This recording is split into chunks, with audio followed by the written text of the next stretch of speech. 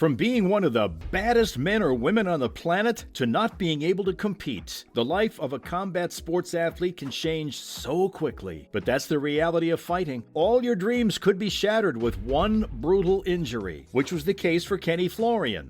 You know, if there was one guy I'd like to fight, you know what? Gomi. I'd like to fight Gomi because everyone says this guy's the best. A fighter loved by all fans and one of the best analysts in the sport. He was one of the members of the inaugural season of The Ultimate Fighter. He competed as a middleweight and made his way to the finals. He lost to Diego Sanchez, but went on to have an incredible career in the UFC. Florian fought for the title 3 times in 2 different weight classes. Unfortunately, he wasn't able to get his hands on gold, but he proved that he belonged at the top. Some of his best wins came against Josh Thompson, Joe Lauzon, and Clay Guida, just to name a few. His last title opportunity came against the featherweight king Jose Aldo. And now you might be wondering how a guy who fought at middleweight got a title shot at featherweight. Well, he's one of the 2 people in history to compete in 4 different divisions inside the octagon. The other being Sanchez, aka the guy he never got a rematch against. After coming up short to Aldo, Kenny announced that he'd be moving back up to lightweight, but he suffered a back injury as he was bulking up for 155. You know, I've dealt with injuries in the past, and back in November I was back into training and hurt my back working out, and just hasn't quite been the same, so. Florian thought it was a minor injury, but it only got worse with time, and he started feeling numb in his knees. The UFC veteran had to retire from competition months after that. The retirement might have been the best thing to happen to him, as he's become a respected analyst and does a podcast with Jon Anik. It's always heartwarming to see an athlete doing well after their competition days are over. And speaking of analysts, Dan Hardy's retirement has a similar story. I've just had a kind of a rough time for the past couple of years, and I think everybody can relate to that. Everybody goes through rough phases of their life, and unfortunately, mine's televised, so everybody gets to witness it. The former welterweight title challenger is one of the best mixed martial artists to come out of the UK. The Outlaw had an exciting style of fighting. Being primarily a striker, he liked to put on a show and get the KO. His biggest moment came against GSP when he fought for the title. The long-reigning champ dominated as he was expected to, but perhaps Hardy's heart and toughness stole the show. On multiple occasions, GSP had locked in an arm bar, and the Outlaw refused to tap. No one believed what they were seeing, and even the champ gave him praise for being so tough. After losing to GSP, Hardy went on a 4-fight skid, but he wasn't cut from the UFC because of his exciting style. He went on to win his next 2, but then he was forced to take a break due to a heart condition. He wasn't cleared by the commission to compete in his scheduled bout against Matt Brown, which would have been a banger without a doubt. Since then, Dan took a prominent role as an analyst and even commentated on many fight nights in the UFC. His YouTube channel, where he breaks down fights, is considered to be one of the best pre-fight shows. He was released from the UFC both as an analyst and a fighter back in 2020. There have been rumors of him competing in a boxing match against Woodley, but who knows if that would happen. And since I mentioned the Canadian star, let's talk about how his career ended. Everybody knows, it's not a surprise. I announced my retirement. There's no tears. I'm very happy to do it. It takes a lot of discipline, though, to retire on top.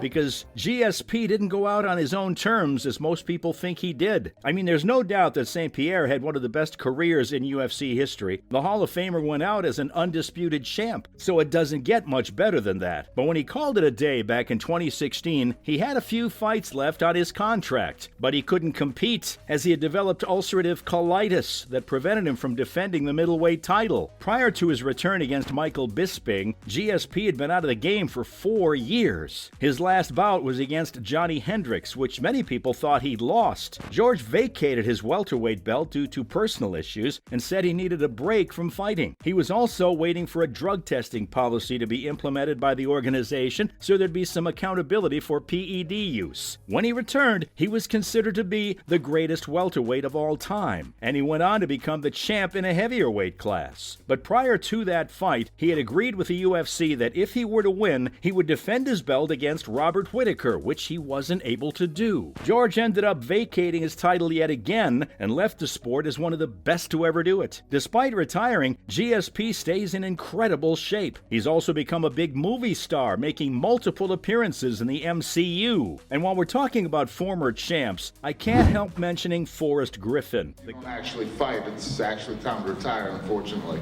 So this has been something you've been going through your head for? No, it's just, I mean, if you think about it, you know, I pull out of this fight, I pull out of that fight. How many fights can you pull out of before you become, you know, an unsecured product? I mean, I wouldn't invest in me at this point.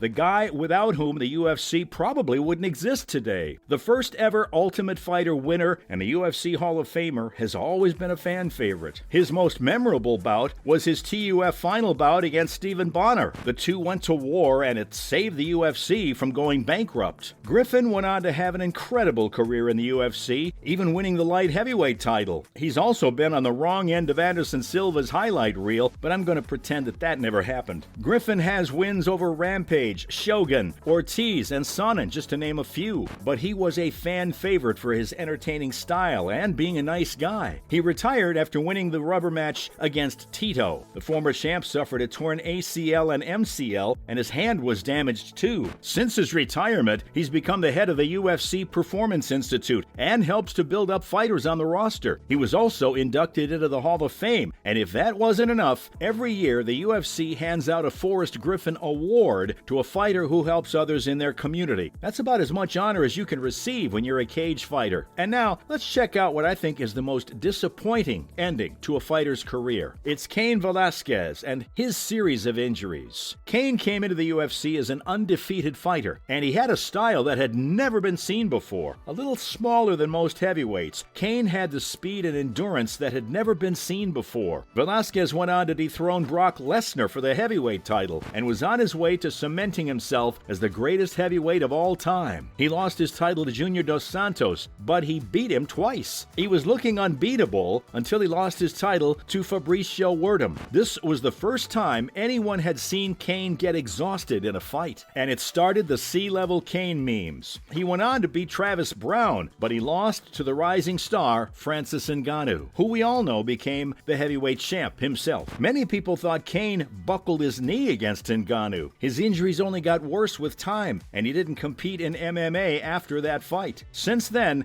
he's been a regular performer in pro wrestling and has made quite a name for himself. Velasquez is currently on probation after being in prison for over a year. He was arrested for an attempted murder charge on the guy who allegedly harassed one of his family members. The entire MMA community came to the former champ's support, and he's been bailed out after a long fight. He's allowed to do appearances in pro wrestling organizations, and he's as good a luchador as he was a fighter. Well, that's all I have today on fighters who retired early due to medical conditions.